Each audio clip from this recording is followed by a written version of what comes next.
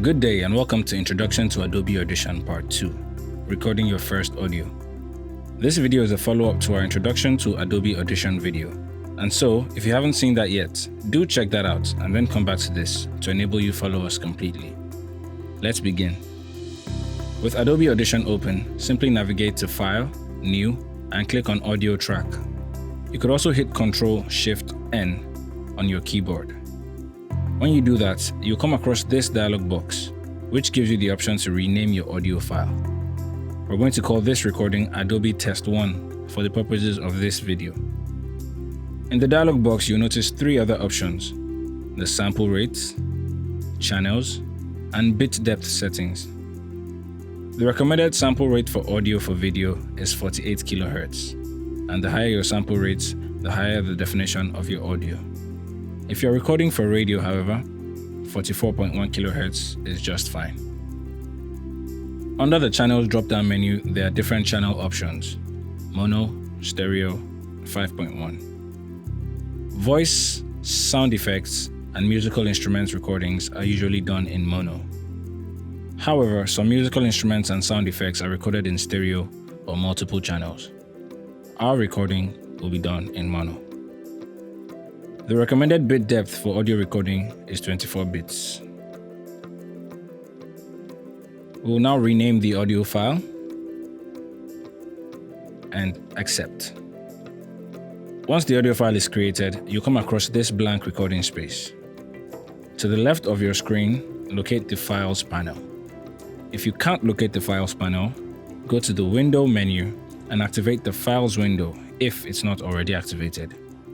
If it is, click on this arrow to reveal the Files panel. Under the Files panel, you'll notice that our file name has been created with an asterisk in front of it. This asterisk indicates that our file is yet to be saved. Now, let us describe our recording window.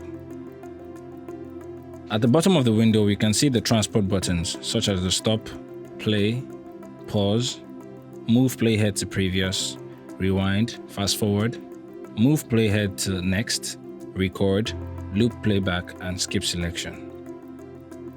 The right side of the window is graduated in decibels, which shows the peak loudness. At the top of the recording window, you'll find this floating box, or HUI, which can be used to gain or increase the volume of your recorded audio. The red line demarcating the recording window can be assumed to be a flat line or the negative infinity mark. That is, no sound can be perceived at this point. Also on your screen, you'll find the Levels panel, which indicates the peak loudness of your audio signal or your recorded audio. Before we record, we need to ensure your sound card is properly connected and recognized by your computer and digital audio workstation. Go to your Edit menu, navigate to Preferences, and select Audio Hardware. I'd recommend ASIO for your device class. Under Device, select your connected sound card. In our case, we are using a Focusrite sound card connected with USB, so we'll be selecting Focusrite USB ASIO. Set your input-output buffer size to 512 and your sample rate to taste, and click OK. If you're using a phantom-powered microphone, like a large diaphragm mic or a shotgun mic, remember to switch on your phantom power in order to get any tangible signal from your mic. But please note, ribbon mics and dynamic microphones do not need phantom power to work. In fact, phantom power will damage any ribbon microphone. Now turn down the level of your speakers to avoid feedback. Feedback can be dangerous to your ears and your recording system. Now, let's turn up the volume of our microphone and set our levels to taste. Do ensure that you're not recording too quiet or too loud. Your level meter will indicate your loudness level as well.